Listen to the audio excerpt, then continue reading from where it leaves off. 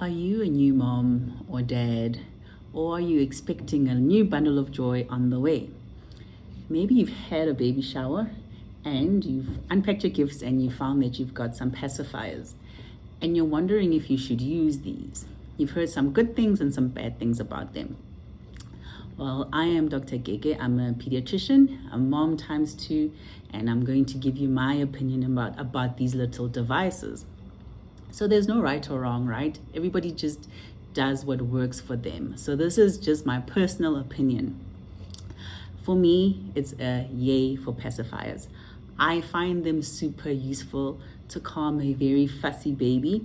And I mean, the baby doesn't have to be very fussy, but sometimes you've fed your baby, they're changed, they're dry, they're clean, and you can really find nothing else that they need, but they're still fussing. So I found that sometimes popping in a pacifier and rocking the baby can really help to calm them down. Sometimes if your baby's experiencing some discomfort, let's say it's colic or some kind of pain, the pacifier also helps to soothe them a little bit.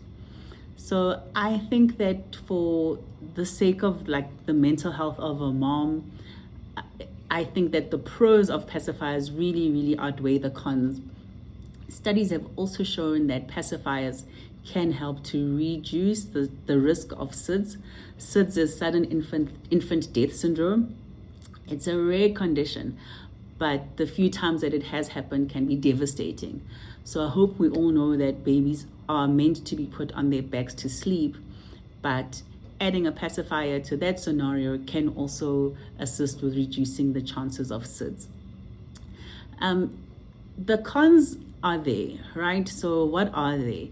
Some people have found that using pacifiers can make the baby even more gassy because they suck, and as they're sucking, they may draw some air in as well. And if you don't keep them clean, there is always obviously a risk of infection. So we know that newborns don't have strong immune systems. They're still building theirs up and are hopefully getting some antibodies from their mother's breast milk. So in this delicate phase, I highly advise that you wash the pacifiers regularly with soap and water and sterilize them with boiling water or with steam. As the babies get older, say over 6 months, then you can get away with just washing them with soap and water. But it is important to keep them clean. Another con is possibly dependence. So there are babies who, once they've gotten used to a pacifier, if that thing is not in the mouth or it's misplaced, then the baby will never settle. So that's just something that you need to weigh up. But I have found for the most part that most children do just outgrow them, and when they don't need them, then they spit them out.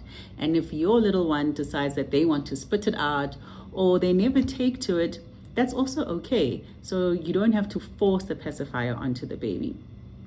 And then another thing to just keep in mind is when the kids get older, once the teeth start coming in, is that some pacifiers can do some damage to the teeth. So it is advisable to start weaning them when they start to develop, when the teeth start to grow in.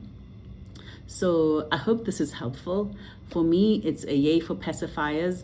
It buys me more time to do some things. It helps to soothe my baby. I get a little bit more sleep because of the pacifier.